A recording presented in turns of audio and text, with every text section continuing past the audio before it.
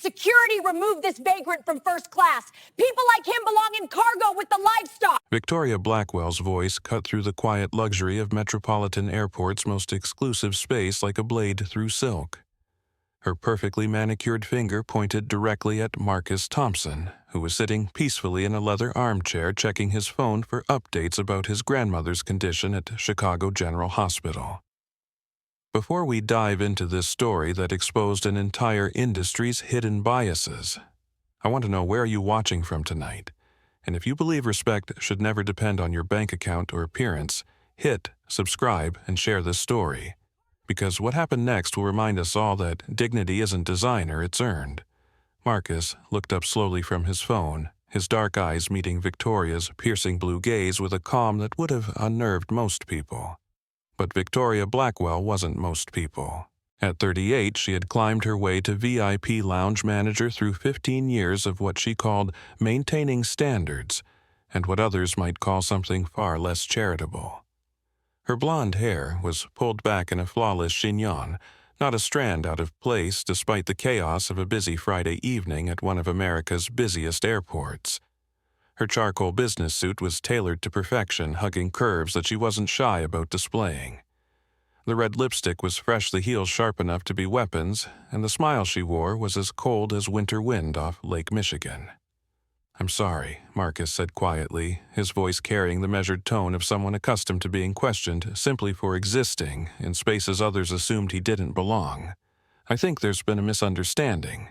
Victoria's smile widened, but it never reached her eyes. Those eyes were calculating, assessing, making judgments based on the faded jeans Marcus wore, the simple black t-shirt that had seen better days, and the worn sneakers that had carried him through countless late nights building the company that had made him one of the youngest self-made multimillionaires in America. "I am sure there has been," Victoria replied, her voice dripping with the kind of condescension that comes from someone who has confused authority with superiority. "This is a private club, sir, members only. I'm going to need to see your membership credentials." The Elite Sky VIP Lounge was a temple to modern luxury, all marble surfaces and leather furniture floor-to-ceiling windows, offering panoramic views of the runway where private jets and commercial aircraft moved like expensive toys. Crystal chandeliers cast warm light over businessmen in $1,000 suits and women dripping in jewelry that cost more than most people's cars. Marcus reached into his back pocket with movements so smooth and unhurried that they seemed to frustrate Victoria further. He pulled out a wallet made of simple black leather, no designer logos or flashy statements, just quality craftsmanship that would last a lifetime. From it, he extracted a black titanium card that caught the light like obsidian. "Elite Sky Black Card, Marcus," said simply, holding it out for Victoria's inspection. "Lifetime membership." Victoria's eyes narrowed as she examined the card, turning it over in her perfectly manicured hands as if searching for evidence of forgery. The card was real. Marcus could see that she knew it was real, but something in her expression suggested that reality was less important than maintaining her narrative. "Anyone could have this card," she said finally, her voice rising, just enough that other passengers began to glance their way. "We've had issues with stolen cards, fraudulent access. I'm going to need additional verification." Marcus felt his phone buzz against his leg and glanced down to see another urgent message from the hospital. His grandmother's condition had worsened. The woman who had raised him after his parents died in a car accident when he was 12, who had worked 3 jobs to put him through college, who had believed in him when he was just a kid with a laptop and a dream, she was slipping away while he sat in an airport lounge being treated like a criminal for the crime of not looking like what Victoria expected wealth to look like. "Ma'am," Marcus said, his voice still calm, but carrying an edge that anyone paying attention would recognize as barely controlled frustration. "I need to catch my flight to Chicago. My grandmother is in the hospital, and I'd appreciate if we could handle this quickly." Victoria's laugh was sharp and humorless. "Everyone has emergencies, sir. Protocol is protocol. I'm going to need to verify your identity and run a background check on this membership." From across the lounge, Richard Palmer looked up from his Wall Street Journal with the expression of a man who had found unexpected entertainment. At 55, Palmer represented old money in its purest form, inherited wealth, inherited prejudices, and inherited certainty that the world operated according to rules that people like him had written. Finally, he said, his voice carrying across the space with the confidence of someone who had never been told to lower it someone's checking credentials. The standards in these lounges have really declined lately. Several other passengers turned to watch the unfolding drama. Some looked uncomfortable, shifting in their seats and avoiding eye contact. Others leaned forward with the hunger of people who enjoyed watching someone else's discomfort. A young woman in business attire pulled out her phone, not to film, not yet, but to have it ready. Victoria basked in the attention like a flower turning toward sunlight. This was her domain, her stage, and she was the director of this particular performance. Security policy requires thorough verification of questionable memberships, she announced, her voice pitched to carry throughout the lounge. Marcus looked around the room, taking in the faces that stared back at him. Some curious, some hostile, some embarrassed to be witnessing what was happening, but not brave enough to speak up. He had seen these expressions before in boardrooms and conference halls at industry events and exclusive restaurants. The look of people who couldn't reconcile his appearance with his presence, who needed explanation for why he was there. His phone buzzed again. This time, it was a call from Dr. Patricia Williams, his grandmother's doctor. Marcus glanced at Victoria, who was now making a show of examining his driver's license under the light as if she were a forensics expert. "I need to take this call," Marcus said. "It's about my grandmother. All calls can wait until this matter is resolved," Victoria replied without looking up from the license. "We can't have disruptions during a security verification." Marcus felt something cold and sharp settle in his chest. His grandmother, Eleanor Thompson, the woman who had taught him that respect was earned through character, not currency, was fighting for her life 90 miles away. And here he sat being humiliated by someone who confused a title with true authority. He looked at Victoria Blackwell, really looked at her, and saw something that made him sad rather than angry. Here was a person so insecure in her own worth that she needed to diminish others to feel elevated. Someone who had mistaken power for character and authority for respect. "You know what," Marcus said, quietly settling back into his chair with the kind of stillness that comes before storms. "Take all the time you need." Marcus Thompson hadn't always been worth $500 million, but he had always been worth respect. Growing up in Chicago's South Side with his grandmother after losing his parents, he learned early that dignity wasn't something you could purchase. It was something you carried inside yourself regardless of your zip code or bank balance. Eleanor Thompson had worked as a cleaning lady at the University of Chicago, arriving before dawn to empty trash bins and scrub floors in buildings where future leaders debated theories about poverty from the comfort of heated lecture halls. She came home each night with aching feet and stories about the brilliant young minds she observed from the shadows as students who had every advantage, but often lacked the grit that comes from necessity. "Marcus," she would tell him as they shared dinner at their small kitchen table, "education is the only thing they can't take away from you. But character, that's what you build when nobody's watching." At 14, Marcus was building computers from spare parts he found in university dumpsters, teaching himself programming languages while his grandmother worked night shifts. By 16, he was tutoring college students in computer science. By 18, he had earned a full scholarship to Northwestern University, where he studied computer engineering and entrepreneurship with the single-minded focus of someone who understood that opportunity might knock only once. Next-Gen Analytics started in his dorm room with $500 borrowed from his grandmother's emergency fund and a vision for artificial intelligence that could revolutionize how businesses understood their customers. While his classmates partied on weekends, Marcus coded until his eyes burned, building algorithms that could predict consumer behavior with uncanny accuracy. The company's first client was a small restaurant chain struggling to understand why some locations thrived while others failed. Marcus's AI analyzed everything from foot traffic patterns to social media sentiment to local demographic shifts, providing insights that helped the chain increase profits by 40% in 6 months. Word spread quickly through Chicago's business community. By his junior year, Marcus was running NextGen from a cramped office above a pizza shop, employing fellow students and recent graduates who shared his vision. By graduation, the company was handling analytics for Fortune 500 companies, providing insights that drove millions of dollars in increased revenue.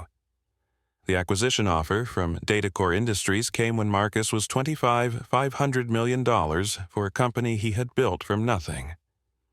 Eleanor Thompson cried when he told her not from happiness about the money, but from pride in watching her grandson prove that excellence knew no color, no zip code, no family history. Marcus could have retired then, could have bought houses and cars and all the symbols that people associate with wealth. Instead, he reinvested everything into sustainable technology companies, green energy startups, and scholarship funds for first-generation college students. Wealth, he had learned from watching his grandmother, wasn't about what you accumulated.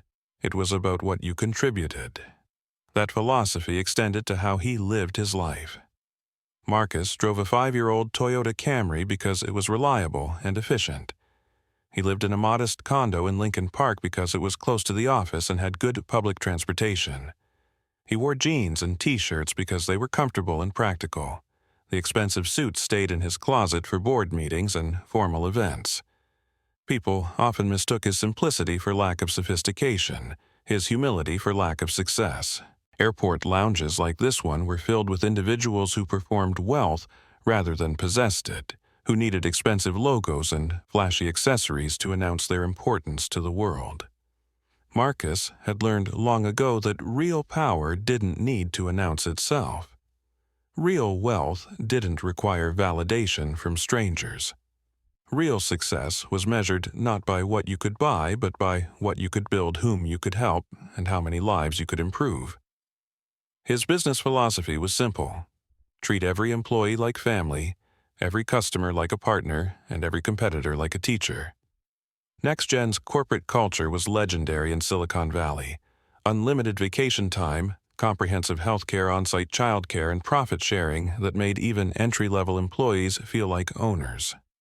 When Marcus walked into a room, he didn't demand respect, he earned it through competence, kindness, and authentic leadership. He remembered names, asked about families, celebrated achievements, and supported people through difficulties. His success wasn't just financial, it was human. That humanity is what made moments like this so painful. Victoria Blackwell saw his casual clothing and made assumptions about his character, his intelligence, his right to occupy space she considered exclusive. She couldn't see past surface appearances to recognize the man who had built one of America's most innovative companies, who employed thousands of people, who had donated millions to educational charities.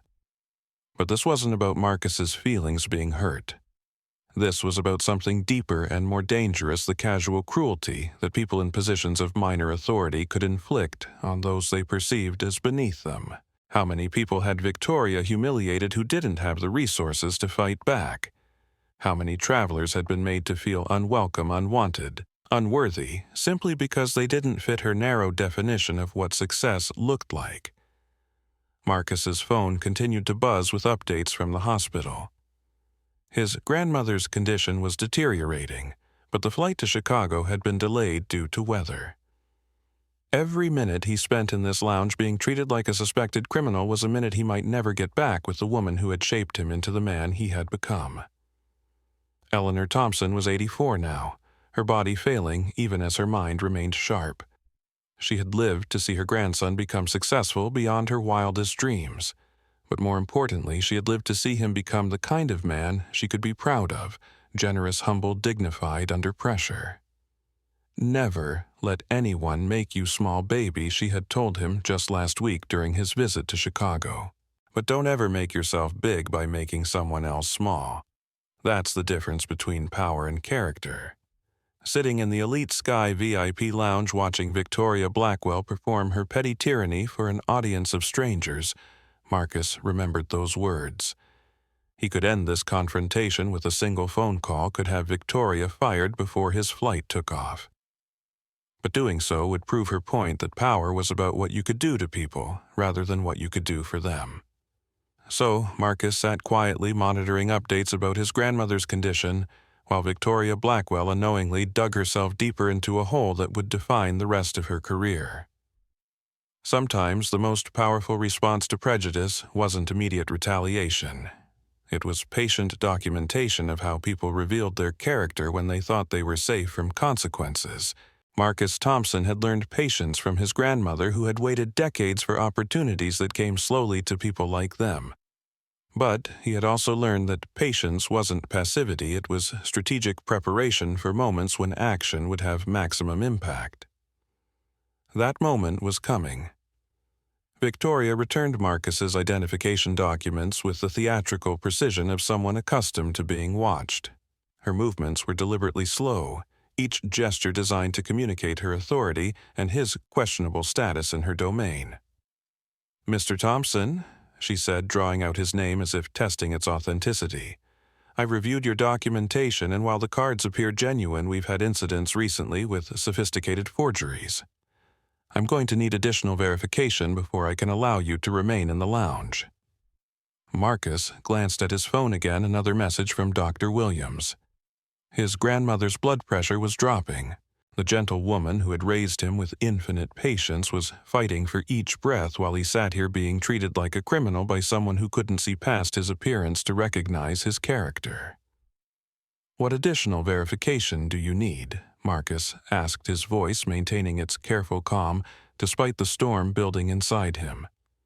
"I've provided my membership card, driver's license, and credit cards.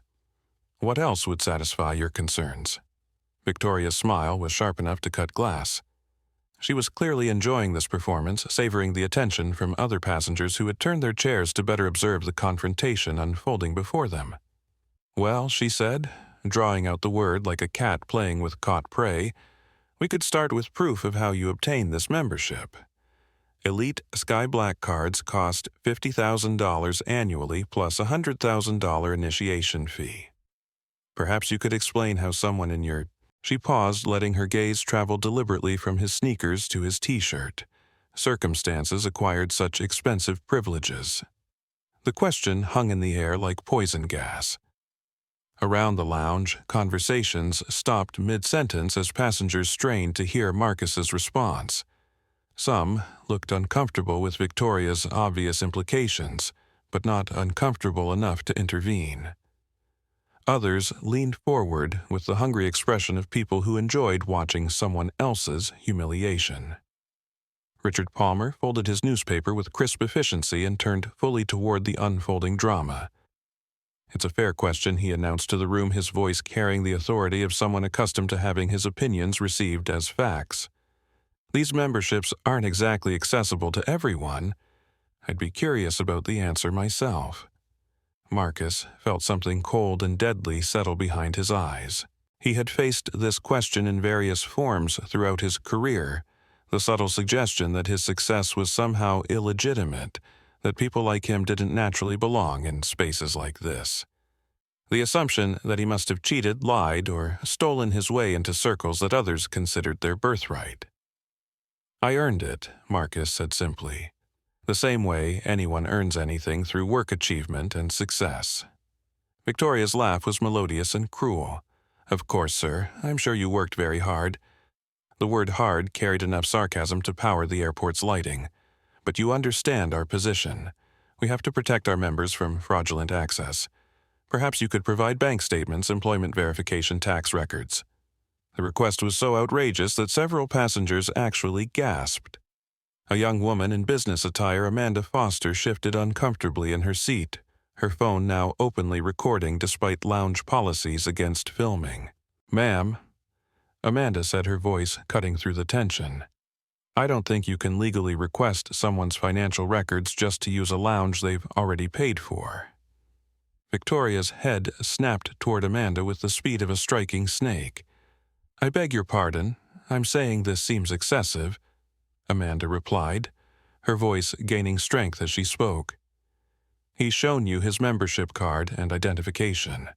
What you're asking for is beyond any reasonable verification process." Miss Victoria said, her voice dropping to a register that could freeze water. "I don't recall asking for commentary from other passengers." This is a security matter that requires proper handling by authorized personnel. Authorized personnel who are completely overstepping their authority, Amanda shot back. I'm a lawyer, and what you're doing right now is creating liability for your company. The word lawyer hit Victoria like a physical blow. Her perfectly composed expression cracked slightly, revealing the uncertainty beneath her authoritative facade. But rather than backing down, she doubled down with the desperate energy of someone who had committed too much to retreat gracefully. Security Victoria called toward the lounge entrance, her voice pitched to carry throughout the space. I need immediate assistance with a disruptive passenger situation. Marcus remained seated, his hands folded in his lap, his expression unchanged. But anyone watching closely would have noticed the way his jaw tightened, the way his fingers pressed together with just enough force to show white at the knuckles. I haven't been disruptive, Marcus said quietly. I've answered every question, provided every document you've requested, and complied with every demand you've made. The only person being disruptive here is you. The truth of that statement was so obvious that several passengers nodded in agreement. Marcus had indeed been the picture of cooperation, while Victoria had escalated each interaction into something larger and more confrontational. Jessica Rivera appeared at the lounge entrance, her security coordinator badge gleaming under the crystal chandeliers. She was young, maybe 29, with the nervous energy of someone trying to balance multiple competing loyalties. Her Hispanic heritage was evident in her dark eyes and olive complexion, but her allegiance was clearly to her supervisor. What's the situation, Miss Blackwell? Jessica asked, her hand resting unconsciously on the radio clipped to her belt. This gentleman is using what appears to be a fraudulent membership card. Victoria explained, her voice now carrying the theatrical weight of someone playing to a larger audience. He's refused to provide adequate verification of his identity or financial capacity to maintain such an expensive membership. Jessica looked at Marcus, then at the documentation spread across the side table. Elite Sky Black Card Illinois driver's license, American Express Centurion card business cards from Next Gen Analytics with Marcus's name and CEO title clearly visible. Sir Jessica said carefully, I'm going to need to ask you some questions about how you obtained these memberships. Marcus's phone buzzed again. This time he looked at the screen long enough to read the full message. Mr. Thompson, your grandmother is asking for you. Her condition is critical. Please call as soon as possible. Dr. Williams. When Marcus looked up, his eyes held something that made both Victoria and Jessica take an unconscious step backward. Not anger, something colder and more controlled than anger. Something like the calm before thunder. My grandmother is dying, Marcus said, his voice carrying across the suddenly silent lounge with perfect clarity. She raised me after my parents were killed in a car accident when I was 12. She worked 3 jobs to put me through college. She's the reason I'm successful, and she's the reason I'm flying to Chicago tonight. He stood slowly, his movement so controlled and deliberate that it commanded attention from every person in the room. I've shown you my identification, my membership cards, my business cards, and my credit cards. I've answered your questions politely and completely. I've complied with every request you've made, no matter how unreasonable or inappropriate. Marcus's voice remained calm, but it carried a weight that seemed to press against the walls of the luxurious space. What I won't do is provide my tax records, bank statements, or financial documentation to satisfy your curiosity about whether someone who looks like me deserves to be in the same room as someone who looks like you. The silence that followed was so complete that the only sounds in the lounge were the distant hum of air conditioning and the muffled announcements from the concourse outside. Victoria's face had gone pale beneath her carefully applied makeup. She had expected Marcus to become angry, defensive, aggressive reactions that would have justified escalating the situation further. Instead, he had responded with such dignity and controlled authority that she looked petty and small in comparison. Victoria began, but Marcus held up one hand. I'm going to call my grandmother's doctor now, he said, because that's what matters. Not your insecurities, not your prejudices, and certainly not your need to perform authority for an audience of strangers. Marcus pulled out his phone and dialed Dr. Williams's number. As the call connected, He looked directly at Victoria with an expression that seemed to see right through her carefully constructed professional facade to the frightened, insecure person underneath. Dr. Williams Marcus said when the call connected, "It's Marcus Thompson. I got your message about my grandmother." The conversation that followed was brief and devastating. Eleanor Thompson was conscious but fading. Her heart was struggling. The doctors were doing everything they could, but time was running out. Marcus ended the call and slipped his phone back into his pocket. When he looked up, every person in the lounge was staring at him with expressions that ranged from sympathy to shame to growing anger at Victoria's treatment of a man facing family tragedy. "Now," Marcus said quietly, "I'm going to board my flight to see my grandmother before she dies. The question is whether you're going to continue this performance or step aside and let a grieving grandson get to his family." The ball was in Victoria's court, but she was quickly running out of room to play. The atmosphere in the Elite Sky VIP lounge had shifted like weather before a storm.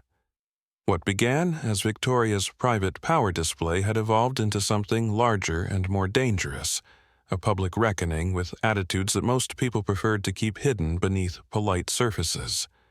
Amanda Foster's phone was no longer discreetly positioned. She was openly recording now, her lawyer's instincts recognizing a moment that would likely define careers and create legal liability. The video had been streaming live to her Instagram for several minutes, and the comment section was exploding with outrage from viewers around the world. "This is absolutely disgusting," Amanda said, her voice pitched loud enough to carry throughout the lounge. "I'm watching a man being harassed while his grandmother is dying, and for what? Because he doesn't look like what you think money looks like." Other passengers were pulling out their phones now, despite lounge policies prohibiting recording. The Elite Sky discrimination hashtag was already beginning to trend on Twitter, as Amanda's followers shared the stream across multiple platforms. Carlos Mendoza had been watching the confrontation from the boarding gate across the concourse. As a senior pilot with Elite Sky, he had seen enough discrimination complaints to recognize one developing in real time. More importantly, he had seen Marcus Thompson's photo in Corporate Communications Board Meeting Minutes Investor Updates strategic planning documents. Marcus wasn't just any passenger. He was one of Elite Sky's largest private shareholders. Carlos approached the lounge entrance, his pilot's uniform providing access that regular passengers wouldn't have. The 4 gold stripes on his sleeves marked him as a captain with enough seniority to command respect from airport personnel. "Excuse me," Carlos said to Jessica, who was still standing awkwardly between Marcus and Victoria, clearly uncertain about how to de-escalate a situation that was rapidly spinning beyond anyone's control. "I need to speak with Miss Blackwell about a corporate matter." Victoria's head snapped toward Carlos with the expression of someone grasping for any distraction from the hole she had been digging. "Captain, I'm handling a security situation. Can this wait?" "Ma'am," Carlos said carefully, "I strongly recommend you take the call that's been coming through from corporate headquarters. They've been trying to reach you for the past 15 minutes. Victoria's confidence wavered slightly. Her phone had indeed been buzzing with unknown numbers, but she had been too focused on her confrontation with Marcus to answer. "This situation requires immediate attention," she said, though her voice carried less certainty than before. "So does that phone call," Carlos replied. His tone was respectful, but firm, carrying the authority of someone who was accustomed to making life-and-death decisions under pressure. "Trust me on this one." Around the lounge, other passengers were becoming increasingly vocal in their support for Marcus. The young man's dignity under pressure and the obvious tragedy of his family situation had created a groundswell of sympathy that was rapidly turning into anger at Victoria's treatment. "This is ridiculous," said an elderly woman in designer clothing, her Chanel handbag probably worth more than most people's monthly salary.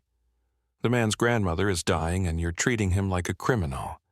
I've been flying Elite Sky for 20 years, added a business executive in a perfectly tailored suit, and I've never seen such unprofessional behavior from staff. This is embarrassing." Richard Palmer, who had initially supported Victoria's actions, was now looking distinctly uncomfortable as the mood in the lounge shifted against their shared position. He had expected other passengers to rally around the exclusion of someone who didn't fit their elite circle. Instead, he was watching Marcus Thompson's quiet dignity win over hearts and minds, while Victoria's petty tyranny exposed itself for what it was. Perhaps Palmer said carefully we should let the gentleman handle his family emergency and address any administrative questions later. It was too little too late. Palmer's attempt to distance himself from Victoria's actions only highlighted how complicit he had been in the initial discrimination. Amanda's followers were already capturing screenshots of his earlier supportive comments and sharing them with calls for accountability. Brad Morrison arrived from the boarding gate, summoned by Jessica's radio call for additional support. As a gate agent, Brad was accustomed to dealing with difficult passengers, but he immediately sensed that the situation was different. The tension in the room was electric, and the number of phones recording suggested that whatever happened next would be preserved and shared with the world. "What's the situation?" Brad asked, quietly hoping to understand the dynamics before committing to any particular course of action. "Mr. Thompson is using a questionable membership," Victoria explained, though her voice now carried a note of desperation that hadn't been there before. "We're conducting standard verification procedures." Brad looked at the documentation spread across the table. Elite Sky Black Card driver's license credit cards, business cards identifying Marcus as CEO of NextGen Analytics. Nothing about the documentation looked questionable to his experienced eye. Sir Brad said to Marcus, "I apologize for the delay.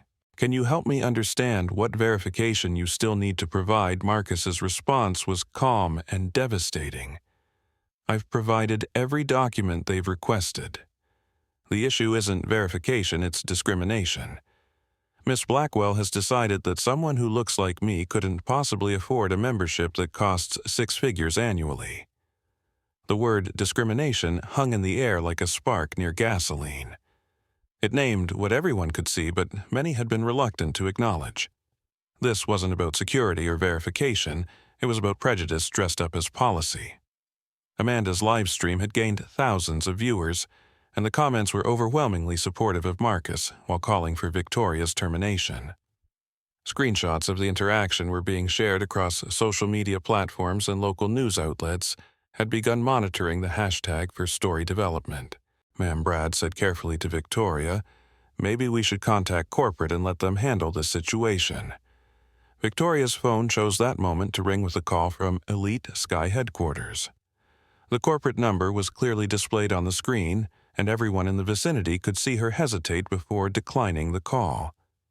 "I'm handling this situation according to established protocols," Victoria said, but her voice had lost its earlier confidence. She was beginning to realize that she might have misjudged both the man she was harassing and the situation she had created. Marcus checked his phone again, another urgent message from the hospital.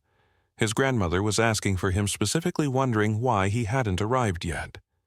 The distance between him and the woman who had shaped his life was measured not just in miles, but in the minutes being wasted by someone's need to perform power over those she perceived as powerless. "Ladies and gentlemen," Marcus said, addressing the lounge at large, "I want to thank those of you who have spoken up for what's right. This isn't really about me. It's about how we treat people who don't fit our preconceptions, who don't look like what we expect success to look like." His words carried across the space with the authority of someone accustomed to addressing rooms full of powerful people. Several passengers nodded in agreement, while others looked uncomfortable at having their own biases exposed. "I'm going to board my flight now," Marcus continued. "My grandmother doesn't have time for this performance to continue." Marcus gathered his belongings with the same calm deliberation he had shown throughout the confrontation. But as he moved toward the lounge exit, Victoria made the decision that would define the rest of her career. "Security," she called out loudly, "stop that man from leaving. I'm not finished verifying his credentials." The command echoed through the lounge like a gunshot, and the battle lines were finally drawn. Victoria's command to stop Marcus from leaving created a moment of electric silence. Every conversation ceased. Every movement paused as the implications of her words settled over the lounge like a heavy blanket. Jessica Rivera stood frozen between her loyalty to her supervisor and her growing understanding that she was being asked to participate in something fundamentally wrong. The documentation she had examined was clearly legitimate. The man had been nothing but cooperative, and now she was being asked to physically detain someone whose only crime appeared to be flying while black. Miss Blackwell Jessica said carefully, "I don't think I can legally detain someone who hasn't committed a crime." Victoria's facade of professional composure finally cracked completely. Her voice rose to a pitch that carried throughout the adjacent concourse, drawing attention from passengers waiting at nearby gates. "He's using fraudulent documentation to access restricted facilities," Victoria snapped. "That's theft of services and trespassing. I'm authorizing you to detain him until airport police can conduct a proper investigation." The words hung in the air like accusations of treason. Around the lounge, passengers stared in shock at the escalation of what had begun as a routine verification into something that could destroy a man's reputation and freedom. Amanda's live stream exploded with viewer comments calling for immediate action.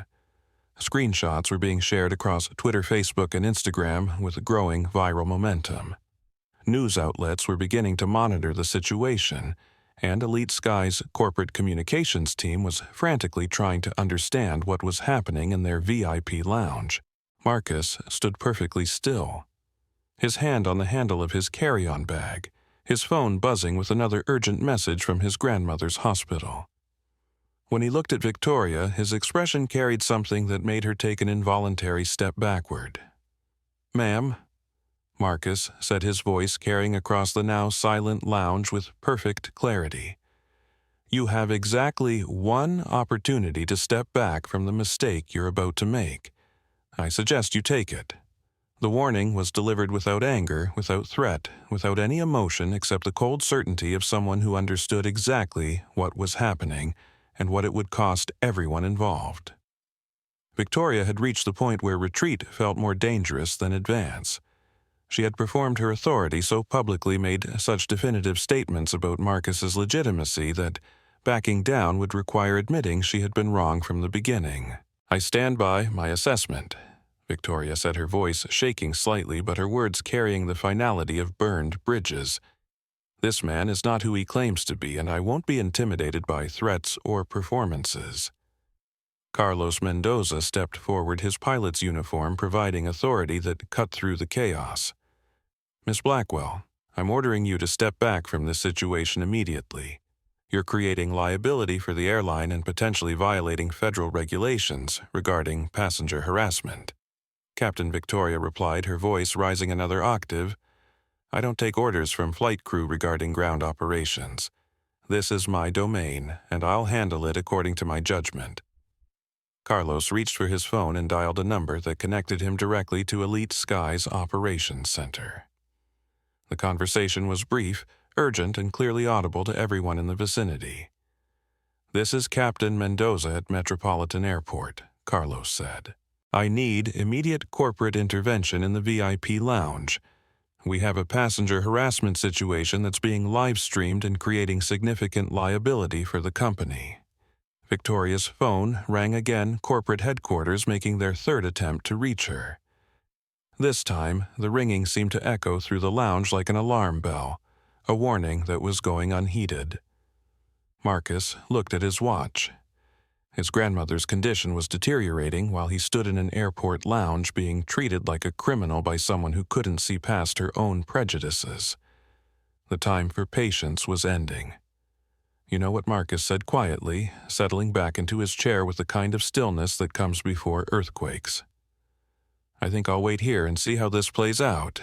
Please continue your investigation." The calmness of his response was more unsettling than anger would have been. Marcus Thompson, worth $500 million, major shareholder in the airline whose employee was harassing him, sat back with the patience of someone who understood that sometimes the most devastating response to discrimination was simply letting discriminators reveal themselves completely. Victoria's phone rang again. This time, Amanda held up her live stream and announced to her thousands of viewers, "Elite Sky Corporate is trying to call their employee who is discriminating against a passenger and she's refusing to answer." The comment section exploded with demands for accountability, calls for boycotts, and increasingly specific threats to Elite Sky's business relationships.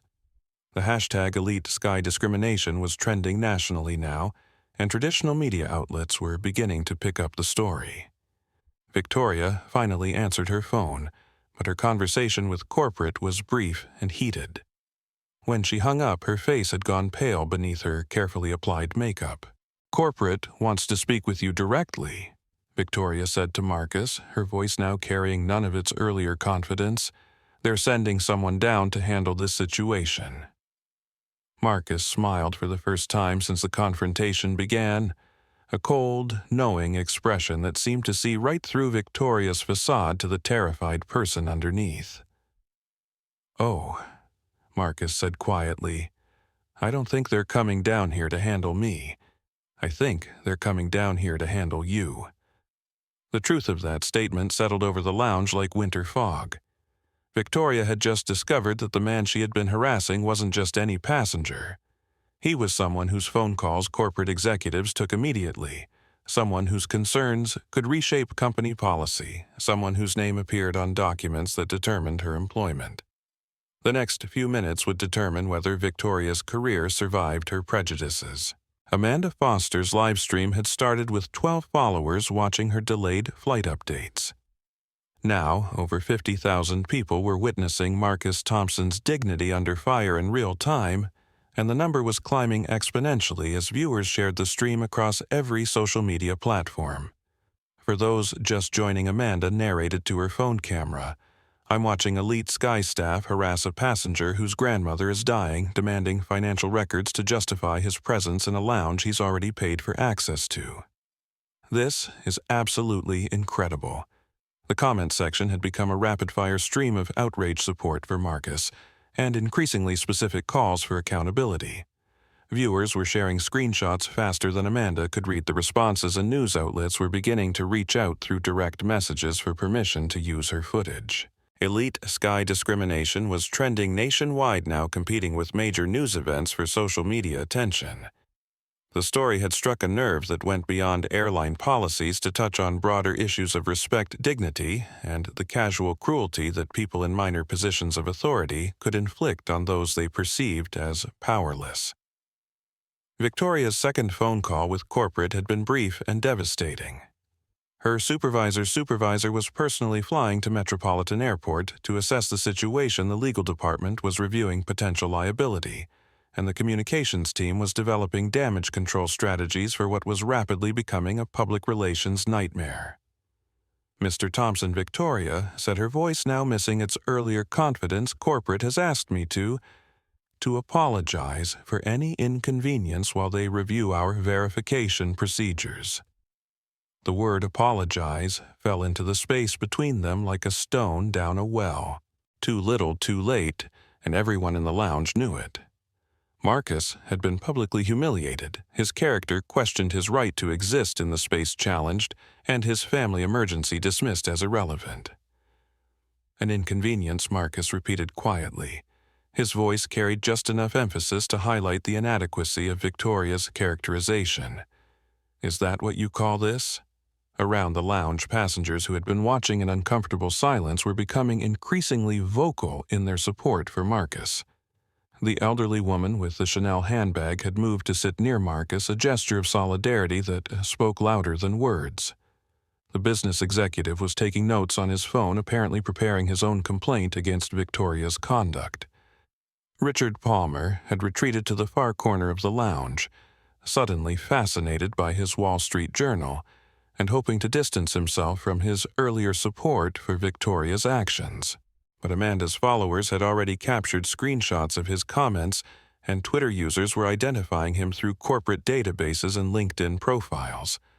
"I think what's happening here is disgusting," said a new voice from the lounge entrance. Dr. Patricia Kim, a surgeon flying to Chicago for a medical conference, had been drawn by the commotion and immediately recognized the dynamics at play. "I've been watching for 5 minutes, and it's clear this man is being targeted because of his race." Dr. Kim's professional authority, she was wearing scrubs with Chicago General Hospital embroidered on the pocket, added weight to the growing chorus of observers who were calling Victoria's behavior what it was: discrimination. "Ma'am," Victoria said desperately, "this is a private matter being handled according to company policy." "Company policy to harass passengers," Dr. Kim shot back. "Company policy to demand financial records from paying customers. Company policy to ignore family medical emergencies." The questions hit Victoria like physical blows. Each one highlighted how far she had strayed from any reasonable interpretation of customer service or security procedures. She was no longer following policy, she was making it up as she went along to justify her initial prejudicial assumptions. Marcus's phone rang and Dr. Williams's name appeared on the caller ID. This time Marcus answered immediately, his voice carrying the weight of exhaustion and worry. "Dr. Williams, it's Marcus. How is she?" The conversation was brief but devastating. Eleanor Thompson was conscious but fading. Her heart rhythms were becoming irregular. The medical team was doing everything possible, but they couldn't predict how much time remained. "I'll be there as soon as I can," Marcus said before ending the call. When he looked up, his eyes held something that made everyone in the lounge, even Victoria, take notice. "My grandmother has maybe hours left to live," Marcus announced to the room. "She's the woman who raised me, who worked 3 jobs to put me through college, who taught me that dignity isn't something you can buy or someone can take away." His voice carried across the space with perfect clarity, reaching passengers at nearby gates who had been drawn by the growing commotion. Right now, she's lying in a hospital bed wondering why her grandson hasn't come to see her. And I'm sitting in an airport lounge being treated like a criminal by someone who can't see past my appearance to recognize my humanity. The words landed like hammer blows. Several passengers were openly crying now, moved by the combination of Marcus's dignity and Victoria's cruelty. Amanda's live stream was being shared by celebrities, politicians, and news outlets as an example of discrimination in action. Jessica Rivera finally made the decision that her conscience had been demanding. She stepped between Victoria and Marcus, her hand moving away from her radio to signal her withdrawal from enforcement. "Ma'am?" Jessica said to Victoria, "I can't be part of this anymore. There's no legal justification for detaining this passenger, and continuing to harass him could create civil rights violations that go beyond company policy." Victoria's face flushed red with anger and embarrassment. Her carefully constructed authority was crumbling in front of an audience of passengers, colleagues, and most dangerously thousands of social media witnesses who were capturing every moment of her professional destruction. "You're all being manipulated," Victoria said, her voice rising to near hysteria. "This man is not who he claims to be. He's using sophisticated fraud to access facilities he hasn't paid for." The accusation was so clearly desperate that it prompted actual laughter from some observers. Marcus's documentation was spread across the side table for everyone to examine: Elite Sky Black Card, valid driver's license, credit cards, business identification. Nothing about any of it suggested fraud, except Victoria's refusal to accept that someone who looked like Marcus could legitimately possess such credentials. Carlos Mendoza's radio crackled with a message from Elite Sky Operations. The conversation was brief, but loud enough for nearby passengers to hear key phrases: corporate intervention, passenger rights violation, immediate assessment. Miss Blackwell, Carlos said after ending his radio conversation, "I've been instructed to inform you that Elite Sky's executive team is en route to handle this situation personally. They've asked that no further action be taken until they arrive." The word personally carried weight that everyone in the lounge understood. When airline executives traveled personally to handle situations, careers ended and policies changed. Victoria had created a crisis that reached the highest levels of corporate leadership. Marcus stood slowly gathering his belongings with the same careful deliberation he had shown throughout the confrontation. But this time his movement carried different energy, not the patience of someone being victimized, but the controlled purpose of someone preparing to act. "You know what Victoria," Marcus said, using her first name for the first time with an intimacy that somehow made the moment more personal and more threatening. "I think I'll wait for your executives to arrive. This conversation is just getting interesting. Amanda's followers were now approaching 100,000, and the hashtag Elite Sky Discrimination was trending internationally. Screenshots of the interaction were being shared by verified accounts with millions of followers, and traditional news outlets were preparing breaking news alerts. Victoria's phone buzzed with a text message that she read with growing horror. It was from her regional supervisor: "Do not take any further action regarding Mr. Thompson. Await executive arrival. Your employment status is under immediate review." The message was clear enough that Victoria's hands began to shake.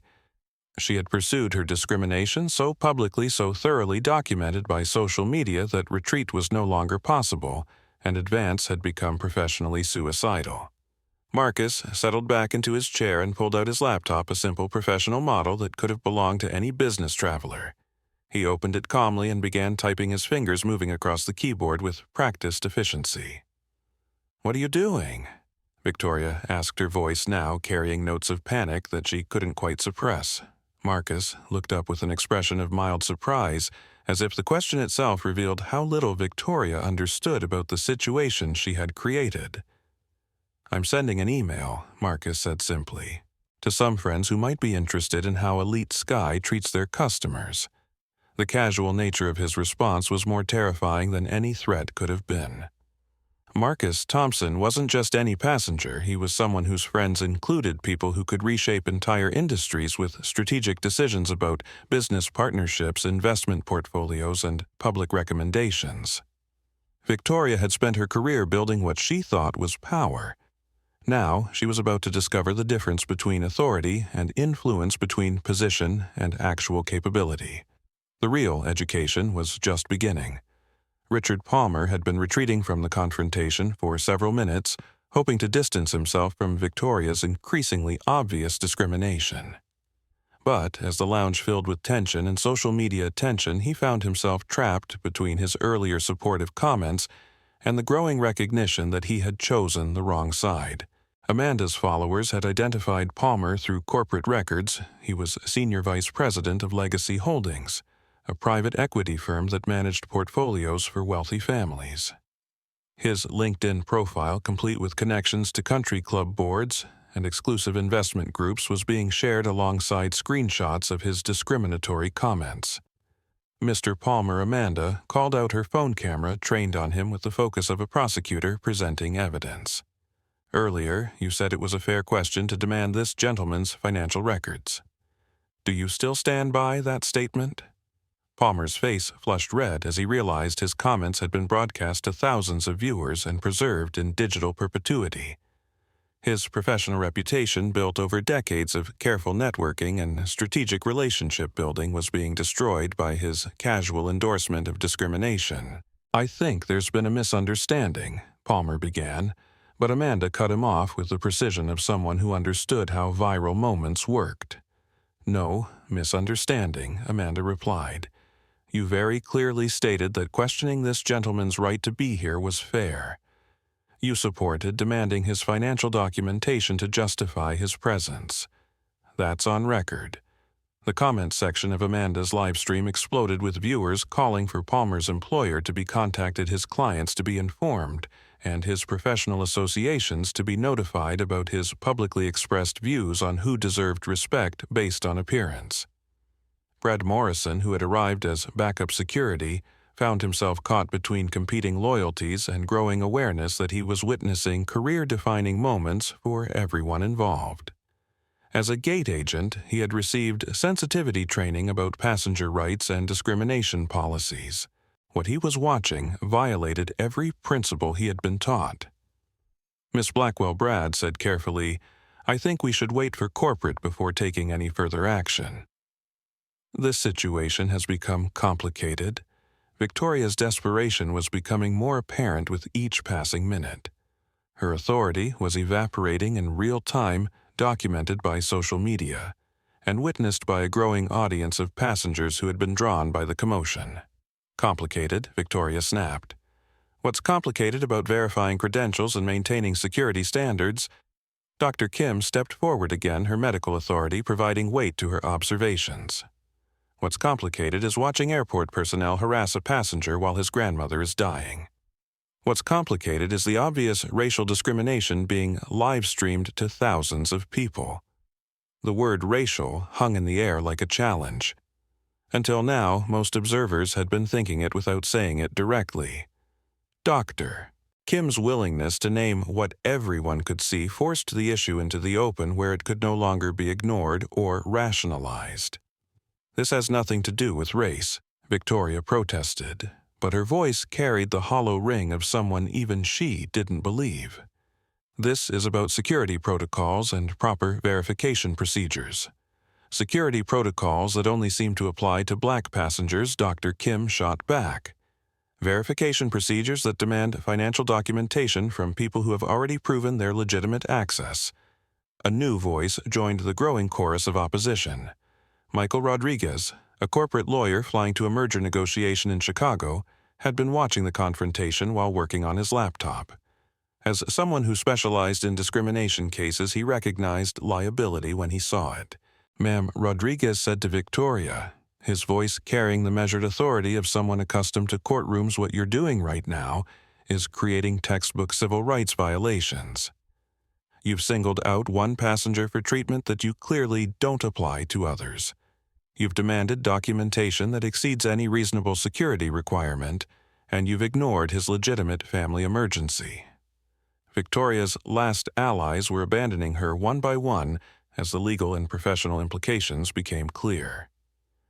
Even Palmer was now sitting in silence, checking his own phone to see if his employer had been contacted about his involvement in the viral discrimination incident. Marcus continued typing on his laptop, occasionally glancing at his phone to check messages from the hospital. His grandmother's condition remained critical but stable for the moment.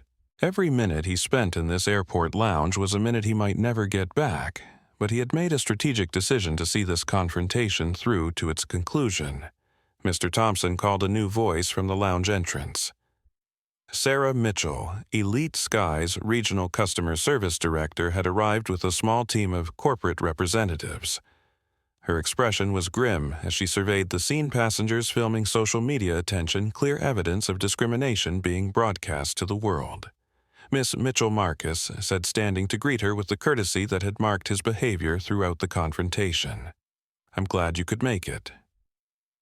Sarah had been briefed during her rapid trip to the airport. Marcus Thompson wasn't just a passenger, he was a major shareholder whose investment portfolio included significant holdings in Elite Sky's parent company. His business relationships extended throughout the airline industry, and his personal network included executives who could influence billions of dollars in corporate partnerships. Mr. Thompson, Sarah said, "I want to personally apologize for this situation and assure you that it doesn't represent Elite Sky's values or policies." Victoria's face went white as she realized that corporate leadership was apologizing to Marcus rather than supporting her actions. The power dynamic she had tried to establish was not just reversed, it was obliterated. "I was just following security protocols," Victoria said desperately. This passenger's documentation raised red flags that required additional verification. Sarah's expression hardened as she looked at the documentation spread across the side table. Legitimate membership cards, valid identification, business credentials that clearly established Marcus's identity and status. "What red flags?" Sarah asked. "I see valid Elite Sky membership, proper identification, and legitimate business credentials. What specifically raised security concerns?" The question hung in the air like a trap. Victoria had no legitimate answer because there had been no legitimate security concerns, only prejudicial assumptions based on Marcus's appearance. "He didn't look like someone who could afford such expensive memberships," Palmer said suddenly, apparently deciding that honesty might provide some escape from his complicity in the discrimination. The admission was so breathtakingly honest about the prejudice motivating the harassment that several passengers actually gasped. Palmer had just confessed to discrimination based solely on racial profiling, and he had done it while being recorded for social media distribution. Sarah turned to Palmer with an expression that could have frozen fire.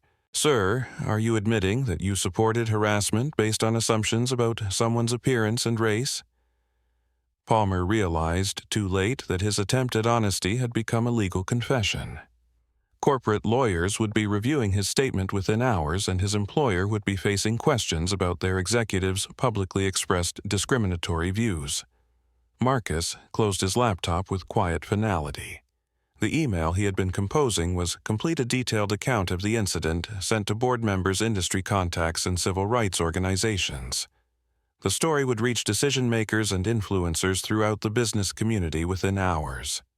Sarah Marcus said, his voice carrying the quiet authority of someone accustomed to making decisions that affected thousands of employees and millions of dollars in revenue, "I think it's time we had a more private conversation about how Elite Sky handles passenger relations." The words were polite, but everyone in the lounge understood their implications. Marcus Thompson was moving from victim to authority figure, from harassed passenger to major stakeholder, from someone seeking service to someone who could reshape the company providing it. Victoria's career had just ended, though she didn't realize it yet. Palmer's professional reputation was in ruins, documented and distributed across social media platforms. The other antagonists were scrambling to distance themselves from a situation that would define how discrimination was confronted in the digital age. The real consequences were just beginning. Sarah Mitchell's arrival with the Elite Sky corporate team transformed the atmosphere in the VIP lounge from chaotic confrontation to damage assessment crisis management. The three executives accompanying her, legal director James Walsh, communications manager Lisa Park, and operations vice president David Chang, moved with the urgent efficiency of people handling a situation that could reshape their company's reputation. Amanda's live stream had reached nearly 200,000 viewers, and the hashtag Elite Sky Discrimination was trending globally now. News outlets were preparing breaking news segments.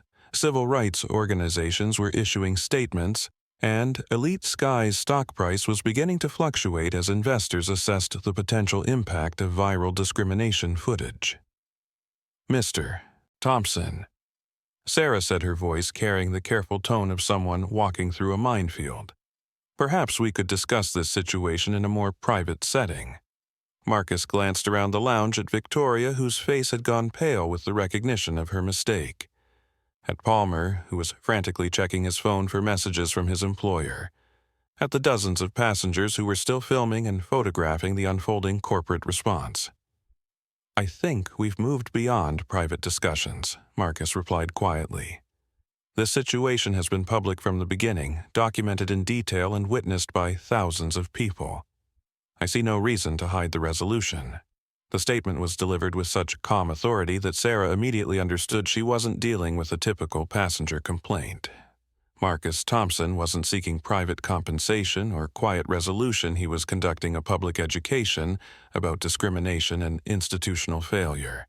James Walsh, the legal director, stepped forward with the nervous energy of someone calculating massive potential liability. "Mr. Thompson, Elite Sky takes discrimination allegations very seriously. We have comprehensive policies and training programs designed to prevent exactly this type of incident." Marcus's smile was cold enough to lower the temperature in the room. "Then your policies and training programs have failed spectacularly, haven't they?" The observation hung in the air like an indictment. Walsh realized that any defense of company policies would only highlight how completely those policies had been ignored or subverted by Victoria's actions. Dr. Kim, who had been watching the corporate response with professional interest, stepped forward again. "I'd like to understand how a passenger with valid documentation and legitimate access was subjected to harassment while dealing with a family medical emergency." Her question was directed at Sarah, but it carried implications that extended throughout Elite Sky's corporate structure. If discrimination could happen this openly in a premium facility, what was occurring in less visible parts of the airline's operations? "Our preliminary investigation suggests that Miss Blackwell exceeded her authority and violated company policies," Sarah replied carefully. "We're conducting a comprehensive review of the incident and will take appropriate corrective action." Victoria's mouth fell open as she realized her employer was distancing themselves from her actions rather than supporting them. "I was following established protocols for suspicious behavior," she protested. "What suspicious behavior?" Walsh asked sharply. His legal training made him recognize that Victoria's answer would either provide legitimate justification or create additional liability for the company. Victoria looked around the room, desperately searching for support that was no longer there. Palmer avoided eye contact. Brad Morrison had backed away towards the exit, and Jessica Rivera was standing as far from Victoria as possible while remaining in the lounge. He was dressed inappropriately for the lounge's standards, Victoria said finally. His behavior seemed evasive, and his documentation raised questions about authenticity. Each word was documented by multiple cameras and broadcast to hundreds of thousands of viewers who could see Marcus's professional appearance, dignified behavior, and legitimate documentation spread across the side table. Lisa Park, the communications manager, was simultaneously taking notes and monitoring social media reaction on her phone. The company's official Twitter account was being flooded with demands for accountability, threats of boycotts, and calls for transparency about Elite Sky's discrimination policies. Mr. Thompson Park said, "We understand you have significant influence in the business community. Is there anything Elite Sky can do to address your concerns and resolve this situation constructively?" The question revealed how thoroughly the power dynamic had shifted. Park was treating Marcus as a peer rather than a customer, acknowledging his ability to influence the airline's business relationships and public reputation. Marcus checked his phone again, another update from the hospital. His grandmother was stable, but asking for him specifically. Every moment spent in this airport lounge was time stolen from what might be their final conversation. "What you can do," Marcus said, his voice carrying across the now silent lounge, "is acknowledge that this incident represents broader problems in how your company treats passengers who don't fit narrow expectations about what success looks like." David Chang, the operations vice president, nodded slowly. "We're prepared to conduct a comprehensive review of our customer service protocols and bias prevention training," Good Marcus replied, "but don't stop there. This incident was witnessed and documented by dozens of people who recognized discrimination when they saw it. The question is whether Elite Sky will use this moment to create real change or just better public relations." Carlos Mendoza, who had been observing the corporate response from the edge of the group, stepped forward with the authority of someone who understood airline operations from the inside. "Mr. Thompson raises important points about institutional culture," Carlos said. "As a senior pilot, I can tell you that discrimination complaints are often minimized or buried rather than addressed substantively." His statement sent shockwaves through the corporate team. Carlos was confirming that the problems revealed by Victoria's behavior extended throughout Elite Sky's operations, that this wasn't an isolated incident, but a symptom of deeper cultural issues. Walsh immediately recognized the legal implications of Carlos's statement. If discrimination complaints had been routinely suppressed or mishandled, Elite Sky faced potential class action liability that could reach hundreds of millions of dollars. Captain Mendoza Walsh said carefully, "Perhaps we should discuss your observations in a more formal setting where we can properly document and investigate your concerns." "Document and investigate?" Dr. Kim laughed harshly. "We're watching discrimination happen live on social media, and you're talking about documentation. The documentation is right here being broadcast to the world." Her frustration reflected the feelings of many observers who had watched Marcus maintain dignity while being repeatedly humiliated by someone whose only authority came from her position rather than her character. Marcus stood and gathered his belongings again, his movement commanding attention from everyone in the lounge. "I'm going to catch my flight to see my grandmother now," he announced. "But this conversation isn't over." He looked directly at Victoria, his expression containing something between pity and disappointment. "Miss Blackwell, you made assumptions about me based on my appearance, and those assumptions revealed more about your character than mine. I hope you learned something from this experience." Victoria's eyes filled with tears as the full weight of her mistake became clear. She wasn't just facing professional consequences, she was confronting the reality that her prejudices had caused real harm to someone dealing with a genuine family tragedy. Victoria began, but Marcus held up one hand. "Apologies are meaningful when they lead to change," Marcus said quietly. I'll judge your sincerity by whether Elite Sky uses this moment to become better or just to limit liability. Sarah stepped forward again, her voice carrying genuine emotion rather than corporate calculation. Mr. Thompson, you have my personal commitment that this incident will lead to substantial changes in how Elite Sky operates. Marcus studied her face for a moment, assessing whether her words carried authentic intent or empty promise. I'll be watching, he said simply. As Marcus moved toward the boarding gate, Amanda called out from behind her camera. Mr. Thompson, do you have any final words for the people who've been watching this incident? Marcus paused at the lounge entrance, his silhouette framed against the bustling concourse beyond. When he spoke, his voice carried across the space and through social media to hundreds of thousands of people around the world. Dignity isn't something you earn through success or lose through prejudice, Marcus said. It's something every person possesses from birth and deserves to keep until death. Today, you watched someone try to take that away from me, and you watched me refuse to let them succeed. He looked back at Victoria one final time. The question for everyone watching is this: when you see discrimination happening, will you be a bystander, or will you be someone who speaks up for what's right? The challenge hung in the air as Marcus walked toward his gate, leaving behind a lounge full of people who would never forget what they had witnessed, and never again be able to claim they didn't recognize discrimination when they saw it.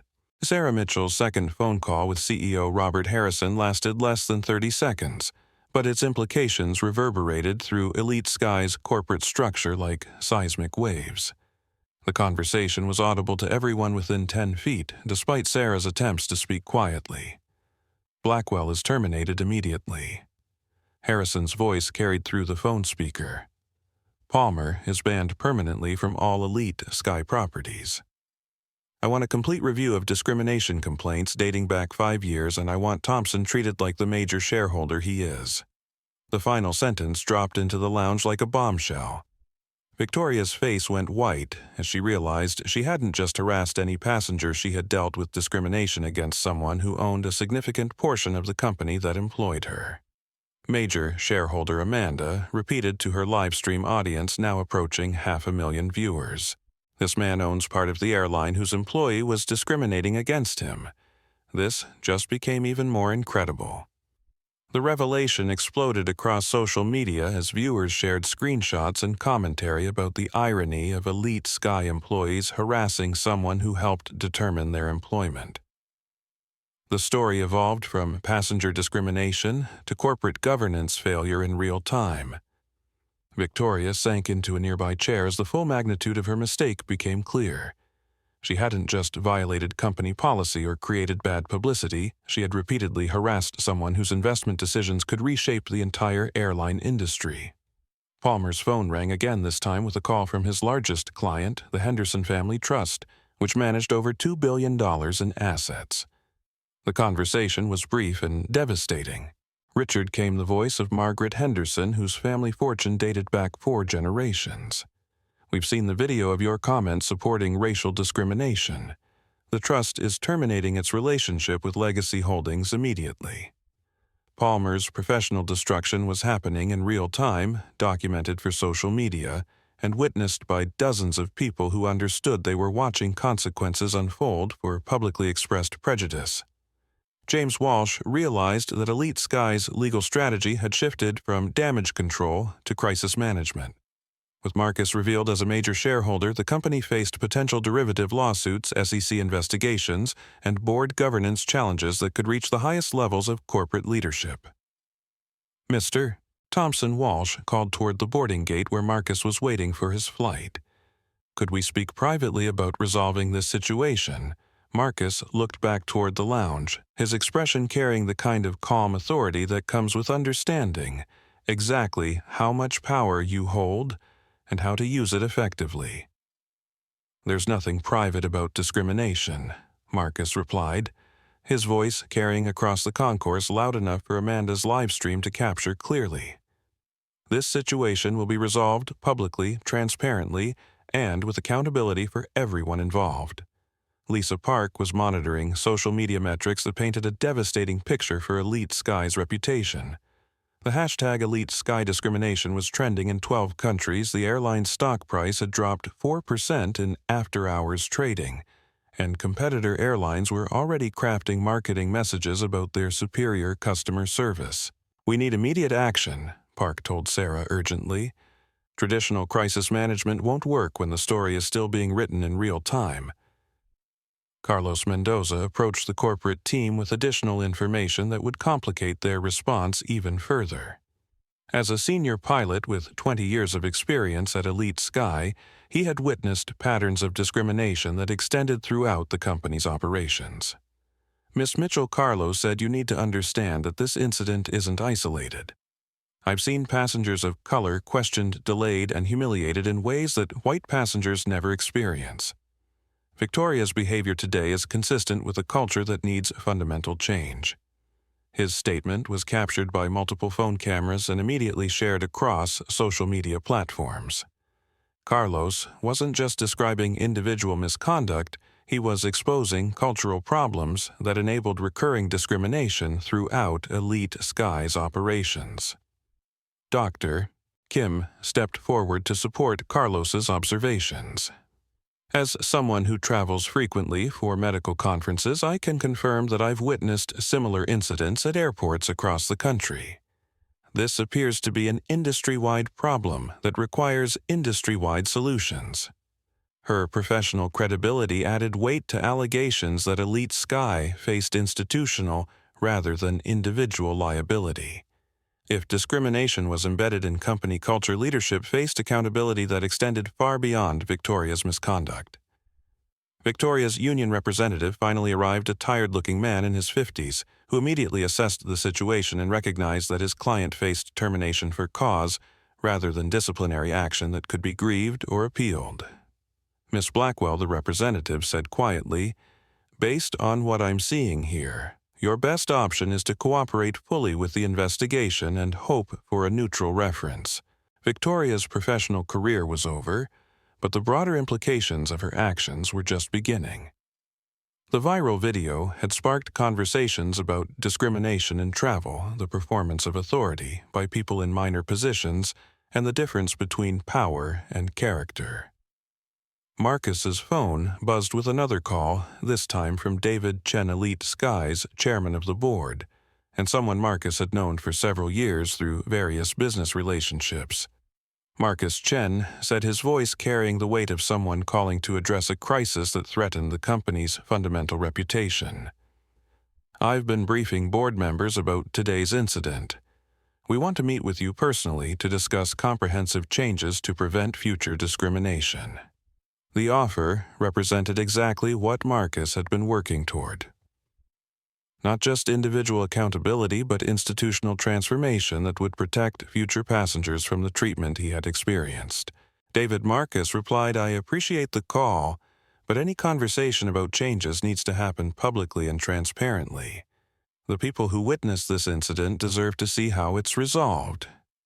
Chen understood immediately that traditional corporate responses, private meetings, confidential settlements, quiet policy adjustments wouldn't satisfy public demand for accountability in the social media age.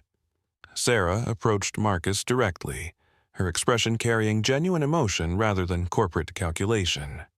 "Mr. Thompson speaking personally rather than professionally. I want you to know that what happened today was wrong, and it doesn't represent the values that most Elite Sky employees try to uphold." Marcus studied her face, assessing whether her words carried authentic intent or strategic positioning. "Sarah, I believe you're sincere, but intention without action is just rhetoric. The question is whether Elite Sky will use this moment to create real change or just better public relations." Amanda's livestream audience had grown to nearly 600,000 viewers, and the story was being covered by major news outlets as an example of viral accountability in action. The incident had transcended airline customer service to become a case study in how discrimination was confronted and addressed in the digital age. For those still watching, Amanda narrated to her camera, "We're witnessing something remarkable here.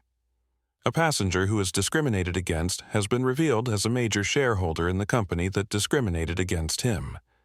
The power dynamics have completely reversed, and we're seeing real-time accountability for prejudice and bias. The observation captured what made this story compelling to hundreds of thousands of viewers. It wasn't just about individual injustice, but about how power structures could be challenged and changed when discrimination was exposed to public scrutiny.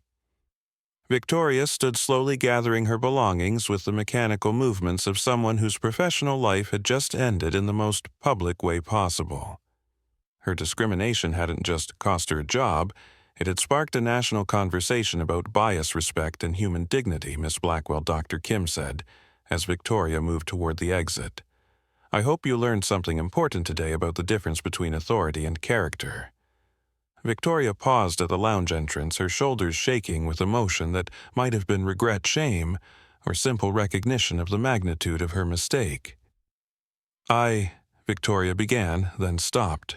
There were no words that could undo what she had done, no apology that could restore the dignity she had tried to take from someone whose only offense was not conforming to her narrow expectations about success. Victoria left the lounge in silence, escorted by corporate security toward termination procedures that would end her 15-year career at Elite Sky. Behind her, she left a space filled with people who would never forget what they had witnessed. Discrimination exposed, challenged, and defeated through the simple power of refusing to accept injustice. Marcus finally boarded his flight to Chicago, his departure marking the end of one chapter and the beginning of another. The confrontation in the VIP lounge had revealed more than just individual prejudice. It had exposed institutional failures that would require fundamental change. The plane lifted off toward Chicago, carrying Marcus toward his grandmother's bedside and away from an airport where the conversation about dignity, respect, and human worth would continue long after his departure. But the real work of transformation was just beginning. The Elite Sky flight to Chicago passed quickly for Marcus, though his mind remained focused on the hospital where his grandmother waited. The flight crew alerted to his shareholder status, and the viral incident at Metropolitan Airport treated him with exceptional courtesy that felt both genuine and strategic. Captain Rodriguez personally visited Marcus during the flight to apologize for what had happened, and to assure him that Elite Sky's pilot corps supported comprehensive changes to prevent future discrimination. The gesture was captured by other passengers and shared on social media, creating additional pressure for company-wide accountability. When the plane landed at O'Hare, Marcus was met at the gate by Elena Santos, Elite Sky's Vice President of Customer Relations, who had flown to Chicago specifically to address his concerns and coordinate the company's response to the ongoing viral crisis. Mr. Thompson, Elena said, I want to personally ensure your transportation to the hospital is handled smoothly, and I hope we can schedule time to discuss how Elite Sky can address the failures you experienced today. Marcus appreciated the gesture, but his priority remained getting to his grandmother's bedside. Eleanor Thompson was conscious but weak when he arrived at Chicago General, her aged hand gripping his with surprising strength as he told her about the day's events. Baby Eleanor said, her voice barely above a whisper, but filled with the pride that had sustained their family through decades of challenges, you handled yourself just like your grandfather would have. Never let anyone make you small, but don't make yourself big by making others small. Her words carried the wisdom of someone who had faced discrimination throughout her life but had taught her grandson to respond with dignity rather than revenge. Marcus held her hand as she slipped back into peaceful sleep, grateful for the chance to be present during what might be their final conversation. Meanwhile, the consequences of the Metropolitan Airport incident continued unfolding in real time. Amanda's live stream had reached over 1 million viewers, and the story was being covered by every major news outlet as an example of viral accountability for discrimination. Victoria Blackwell's termination was officially announced by Elite Sky within hours of the incident, along with a company statement acknowledging that her behavior violated fundamental policies and values.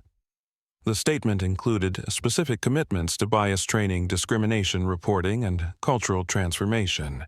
Richard Palmer faced more severe consequences. Legacy Holdings terminated his employment and announced an internal review of client relationships and investment strategies. several major clients withdrew their portfolios based on Palmer's publicly expressed support for racial profiling, creating financial consequences that extended far beyond individual embarrassment. Brad Morrison received formal disciplinary action but kept his position after demonstrating genuine remorse and commitment to sensitivity training. Jessica Rivera was reassigned to duties that didn't involve passenger interactions while she completed comprehensive bias prevention education. The broader implications extended throughout Elite Sky's corporate structure. CEO Robert Harrison announced the formation of an independent task force to review discrimination complaints, passenger treatment protocols, and employee training programs. The task force would include civil rights organizations, passenger advocates, and community representatives. Marcus returned to the hospital each day while monitoring Elite Sky's response to the viral incident. His business associates and investment partners were calling regularly to discuss potential consequences for their airline industry relationships, creating pressure that extended far beyond individual customer service failures. On the third day, David Chen, Elite Sky's chairman, requested a personal meeting at the hospital. The gesture, a board chairman traveling to meet with a passenger who had been discriminated against, demonstrated the seriousness with which corporate leadership was treating the incident. Marcus Chen said as they met in the hospital's family conference room, "I want to discuss specific changes that go beyond public relations to address the cultural problems your experience revealed." Marcus had been waiting for this conversation, the opportunity to transform his personal experience of discrimination into institutional change that would protect future passengers from similar treatment. David Marcus replied, "I'm interested in results, not promises. The question is whether Elite Sky will implement changes that prevent discrimination or just changes that limit liability." Chen presented a comprehensive proposal that had been developed by corporate leadership, legal counsel, and outside consultants, the Thompson Protocol, a framework for passenger relations that would eliminate subjective judgments based on appearance income assumptions or racial profiling. The protocol included specific elements: mandatory bias prevention training for all customer-facing employees, independent oversight of discrimination complaints, regular audits of passenger treatment patterns, and financial penalties for managers who failed to address discriminatory behavior. "This isn't just policy adjustment," Chen explained. "This is fundamental cultural transformation designed to ensure that what happened to you never happens to anyone else." Marcus reviewed the proposal carefully, recognizing both its potential impact and the accountability mechanisms that would ensure implementation. The Thompson Protocol represented exactly what he had hoped to achieve: change that addressed root causes rather than individual symptoms. "I'll support this initiative," Marcus said, "with two conditions. First, implementation must be transparent and subject to independent monitoring. Second, the protocol must be shared with other airlines as an industry standard rather than competitive advantage." Chen agreed immediately, understanding that Marcus's support would provide credibility and legitimacy for changes that might otherwise be viewed as reactive public relations. Eleanor Thompson's condition improved dramatically over the following days. Her recovery, attributed by doctors to the combination of medical treatment and the emotional boost of having her grandson present during her health crisis. Marcus spent hours at her bedside sharing stories about his business success and the discrimination incident that had sparked national conversations about respect and dignity. "You know what makes me proudest?" Eleanor told him as her strength returned. "Not that you're rich or successful, but that you used this terrible situation to help other people who might face the same treatment." Her words captured what Marcus had been trying to accomplish, transforming personal injustice into broader social progress, using his privilege and platform to create change that would benefit people who didn't have his resources or influence. When Marcus finally returned to his business responsibilities, he carried with him a renewed understanding of his role as someone whose success created obligations to address inequality and injustice wherever he encountered them.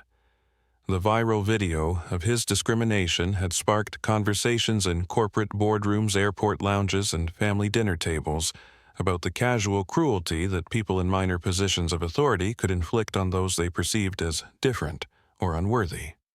But the story wasn't ending with individual accountability. It was beginning a larger transformation in how the travel industry approached passenger relations and human dignity.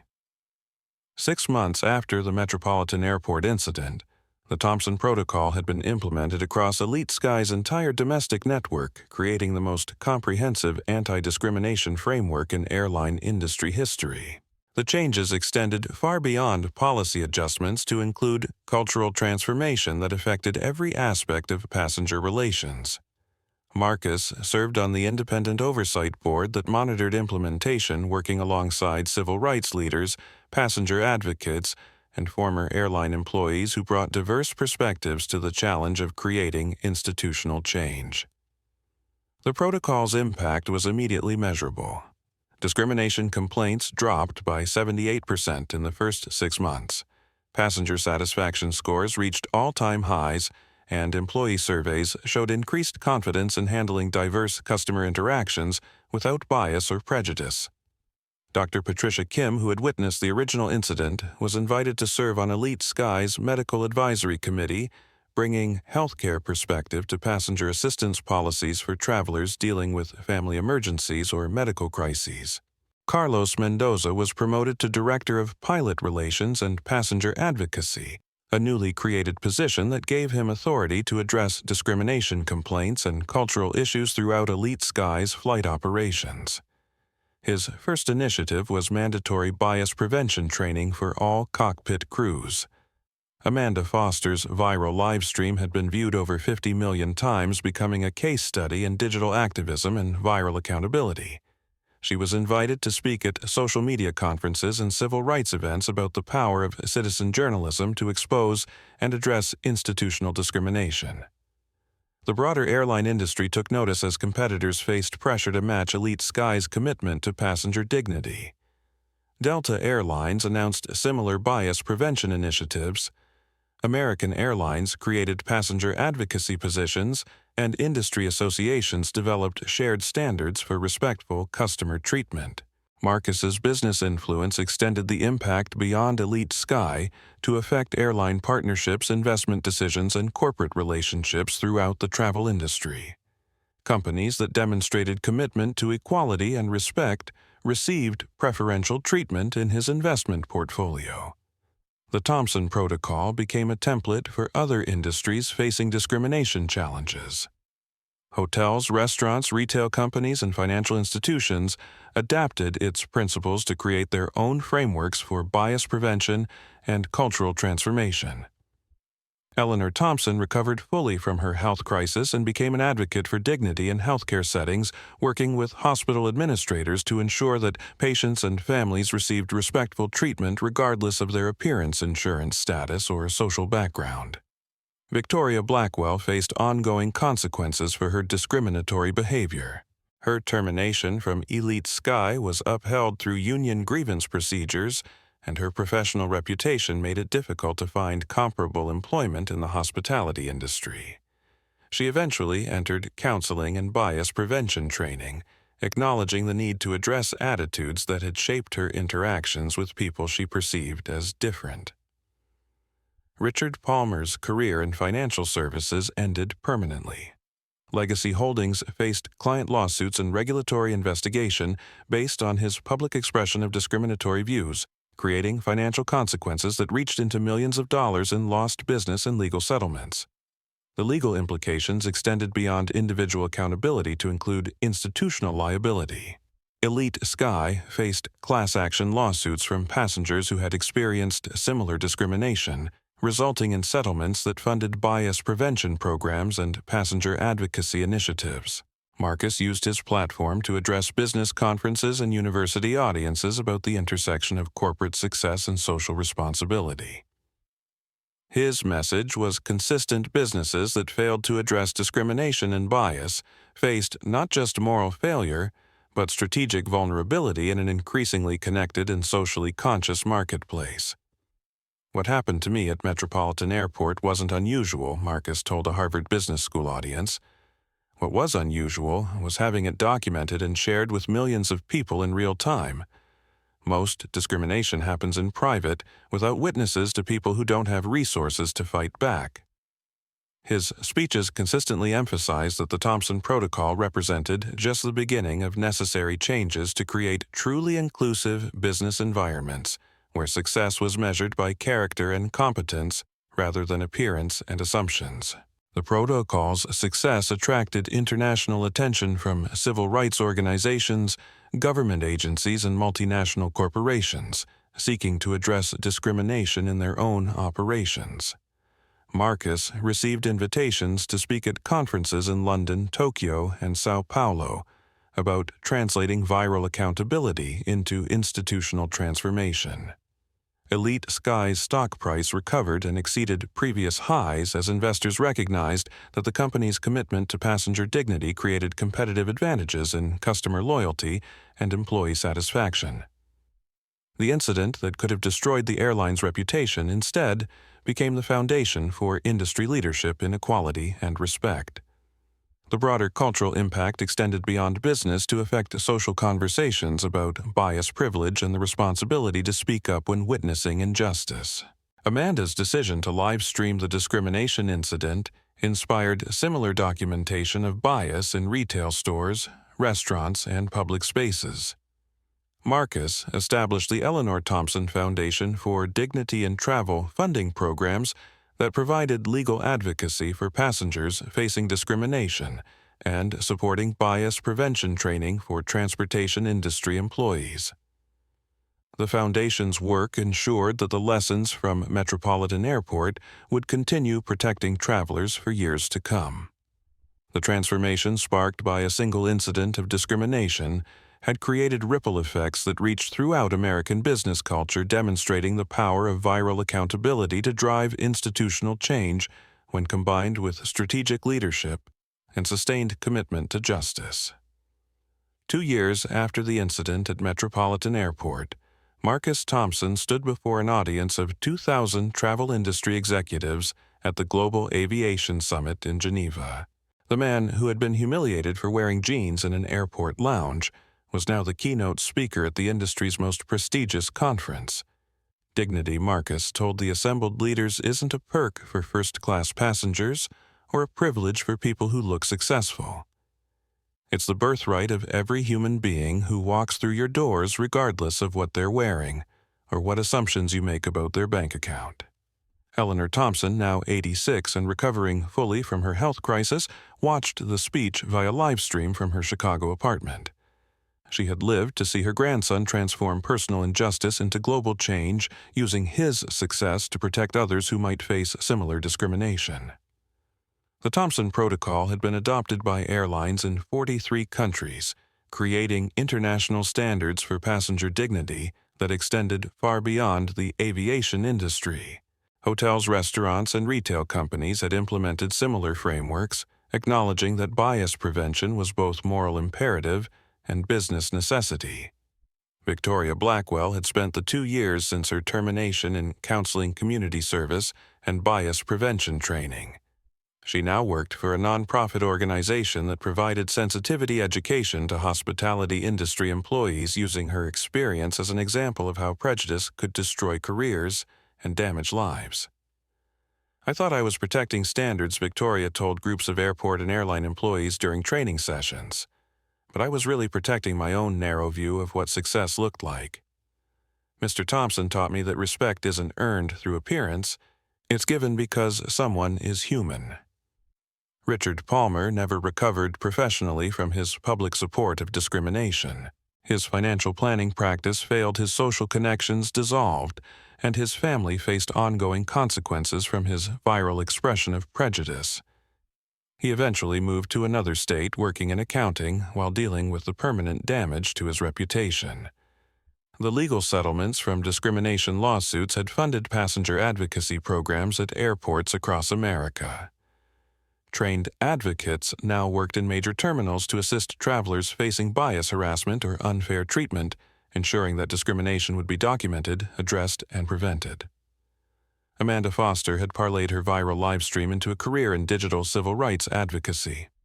Her documentation of the Marcus Thompson incident became a template for citizen journalism that exposed bias in corporate settings, inspiring similar accountability across numerous industries. Carlos Mendoza had been promoted to Vice President of Equality and Inclusion at Elite Sky, overseeing programs that had eliminated discrimination complaints while improving employee satisfaction and customer loyalty. His work became a model for addressing institutional bias in transportation companies worldwide. Marcus's business success had continued growing, but his focus had shifted to investments that promoted equality, dignity, and social justice. His portfolio included companies committed to bias prevention, diverse hiring, and inclusive corporate cultures that measured success by character as well as profit. The Eleanor Thompson Foundation had provided legal assistance to over 3,000 travelers facing discrimination-funded bias prevention training for 50,000 transportation employees and established scholarship programs for students committed to civil rights advocacy. Elite Sky had become the most profitable airline in America, with customer satisfaction scores that consistently led the industry. The company's commitment to passenger dignity had created competitive advantages that demonstrated the business value of treating people with respect, regardless of their appearance or background. Marcus still flew Elite Sky regularly, often choosing to dress casually to test whether the cultural changes were authentic and lasting. Flight crews and airport staff now recognized him not just as a major shareholder, but as someone whose courage had transformed how the industry treated all passengers. On a recent flight to Chicago to visit his grandmother, Marcus encountered a young black professional who had been selected for additional security screening that seemed targeted and unnecessary. Marcus quietly intervened, using his influence to ensure fair treatment while connecting the traveler with passenger advocacy resources. "The work isn't finished," Marcus told Eleanor during that visit. "Bias still exists. Discrimination still happens, and people still need others to speak up when they witness injustice." Eleanor smiled with the pride of someone who had lived to see her values passed to the next generation and beyond. "Baby, you've given other people the courage to speak up for themselves and others. That's the most important thing anyone can do with success." The conversation reminded Marcus why the incident at Metropolitan Airport had been worth the humiliation and confrontation. His individual experience of discrimination had sparked changes that protected thousands of other travelers from similar treatment. Marcus's story had become more than just viral accountability. It was proof that dignity couldn't be taken away by someone else's prejudice, that success was measured by character as much as wealth, and that individual courage could create institutional transformation when combined with sustained commitment to justice. 6 months later, Elite Sky published its annual equality report showing 0 discrimination complaints for the first time in company history. Customer satisfaction had reached record levels, and employee surveys indicated the highest job satisfaction scores in the industry. Marcus received a letter from a young Latina student who had been inspired by his story to pursue a career in civil rights law. "Your dignity under pressure showed me that fighting injustice doesn't require anger. It requires courage, strategy, and commitment to helping others," she wrote. The final lesson of Marcus Thompson's experience was simple but powerful. Respect isn't earned through wealth or lost through prejudice. It belongs to every person by virtue of their humanity. When that respect is challenged, the response reveals not just individual character, but the values of the institutions and communities we create together. If you've ever been told you don't belong somewhere, you had every right to remember Marcus Thompson's story. And if you witness injustice happening to someone else, remember Amanda Foster's courage to speak up and document what she saw. Your voice matters. Your phone has power. Your witness can change everything. Subscribe to our channel if you believe dignity should never be for sale, and respect should never depend on what someone is wearing or how much money you think they have. Hit that notification bell because stories like this remind us that we're all human. We all deserve better, and we all have the power to create change when we choose courage over comfort. Share this video with someone who needs to hear that their voice matters, their presence has value, and their dignity cannot be stripped away by someone else's prejudice. Because sometimes standing up doesn't just change one life, it changes an entire industry and reminds us all what justice looks like when it refuses to stay silent. The comment section is open. Tell us about a time you witnessed discrimination or had to stand up for what's right. Your stories matter. Your experiences count, and your courage inspires others to act when action is needed most. Thank you for watching. Thank you for caring, and thank you for being the kind of person who believes that respect and dignity belong to everyone, not just people who look like what success is supposed to look like, because that's how we change the world. One story, one stand, one moment of courage at a time.